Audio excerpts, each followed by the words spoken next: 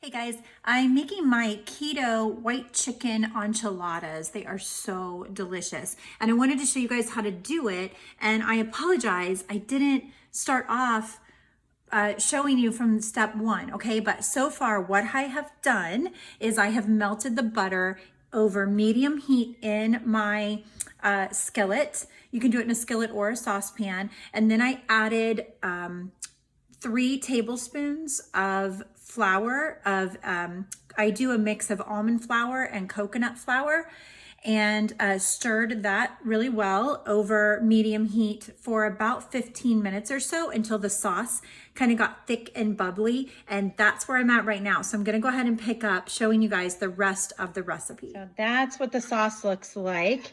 You whisk it in there so that what you do is oops, I forgot. I skipped a step that I was telling you.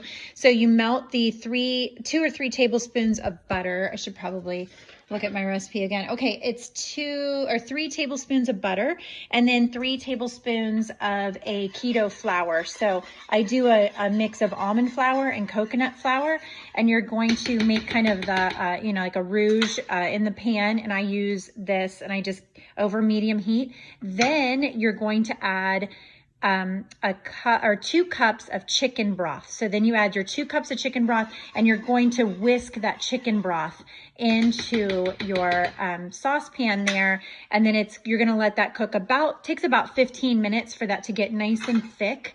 And sometimes it gets thick like this, sometimes it doesn't. I don't really know what the rhyme or reason is. I think I do something different, or I don't whisk it enough, or I don't cook it out, long enough. I don't know. But anyway, this one turned out really good.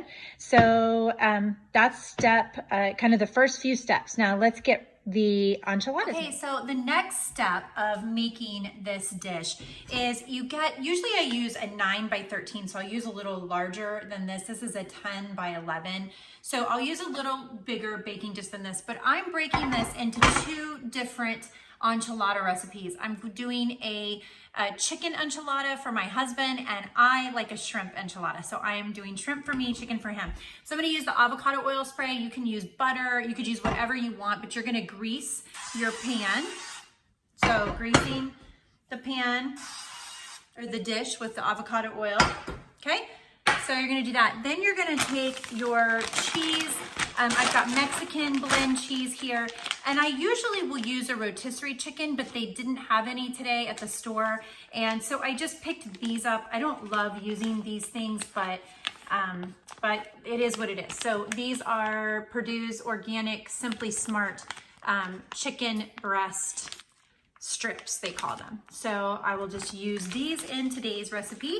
So what you're gonna do is you're just gonna have a bowl, and you're going to take the chicken, which I'm gonna break up into a little bit smaller pieces so it fits better into the enchilada. So you're gonna take the chicken and the cheese, and you're just gonna mix it. And the official recipe calls for a specific amount, and I don't actually know what that amount is off the top of my head. This is in my recipe collection book it's a PDF download, so you get it immediately. If you want to, it's beautifully designed. I had, a designer put it together, a graphic designer. It looks beautiful, beautiful. But you can go to my website, jessicatai.com, and you can download that immediately. It's really inexpensive. It is only $9.99.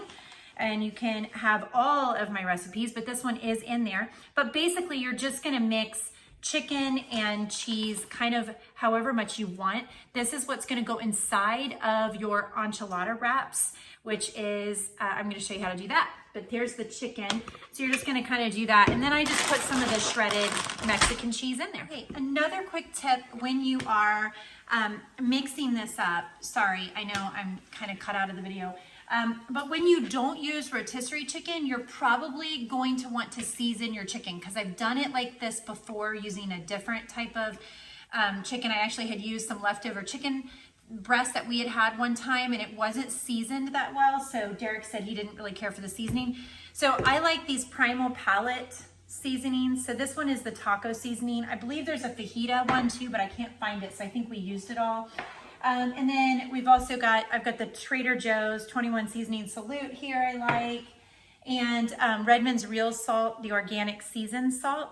So I'll just use a combination of these usually, and I just pour it right in on top of the cheese and chicken mixture in here.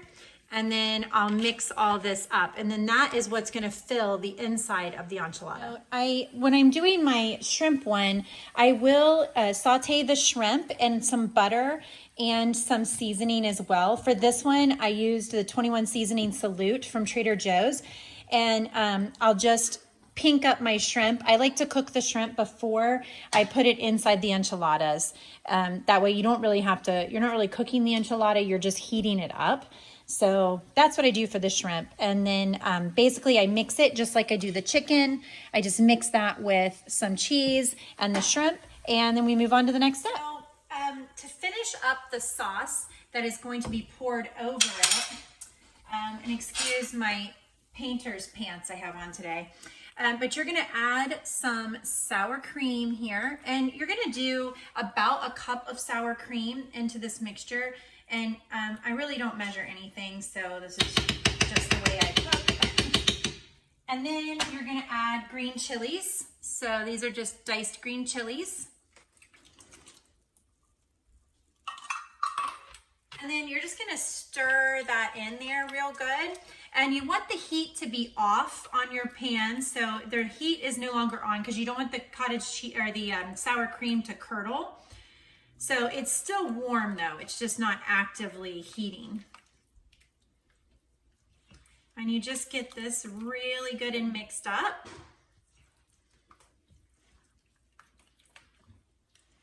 And this is gonna be the white sauce that we are gonna pour over top of the enchiladas. There we go. Okay, so now we're gonna wrap your enchiladas. So I am using chicken breast, lunch meat, okay? So trust me, this turns out fantastic. So you're going to get out some of your lunch meat here, and all you're gonna do is place a little bit of the chicken and cheese mixture that I've seasoned into the lunch meat slice, and then I'm just gonna roll it, and I'm gonna stick it into the pan, and I'm gonna do that a few times. So basically, you're just gonna fill your pan like this. So I'm just gonna roll them until I get that completely done, and then I'm gonna pour the sauce on top. And that is what your full pan should look like when you get all your enchiladas rolled up. So to make that full pan, I used one of these, it looks like it's a 6-ounce package of the chicken. So that's what I used to fill that. Now remember, this is half of the recipe because I am using the other half to make the shrimp one that I will be putting into this pan. Okay, so now I have both of my casserole dishes filled. This is my shrimp enchilada dish, and here is the chicken enchilada. Now remember, this is one recipe. I am just splitting it between chicken and shrimp because that's how my husband and I like it. So the next step is you're gonna take the white enchilada sauce that you made, and we're gonna pour that over top of each one of these. I'll show you in just a second once I get it on here. Oh my gosh, it smells so fantastic. So I just kind of put this on as evenly as I can. So here is the shrimp one. So it's just loaded with that sauce. So then I just sprinkle a little more of the Mexican cheese on top. And that's it. I'm gonna put this in the oven, 350 degrees, and let it cook about 20-25 minutes. It'll just till the cheese is nice and brown on top and bubbly. And that's it. Enjoy, guys. And I wanted to show you guys the finished product. There is the chicken enchilada bake. I just pulled that one out, the white chicken enchilada. And here is the white shrimp enchilada bake. And don't forget, if you want this recipe, and I have many others like it, I always try to do yummy kind of remixes of kind of our family's favorite traditional meals that we used to enjoy prior to being keto. So if you want more low carb, high fat, really yummy protein, easy to make family meals, then check out my cookbook. You can it's a kind of more of a recipe collection, I guess you could say. And you can download the PDF version right from my website, jessicatai.com. Thank you.